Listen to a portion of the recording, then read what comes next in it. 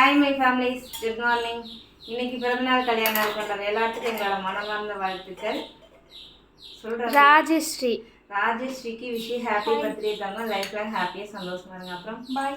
Bhuvana ஜெய்க்கு பிறந்தநாளா? Hi தாங்க. சரி வாங்க, இன்னைக்கு நம்ம வீட்டில் என்ன ஸ்பெஷல் பார்த்துடலாமா? நைட் வச்ச சாப்பாடுலாம் கொஞ்சம் இருக்குது, இப்போ அதை ஊட்டி விட்டுடலாம். ரக்ஷுக்கு எனக்கு வந்து ஒயிட் சாப்பாடு தான் ஆற வச்சு போட்டிருக்கேன். கொஞ்சமாக மணத்தக்காளி கீழே தேங்காய் போடாமல் வணக்கியிருக்கேன்.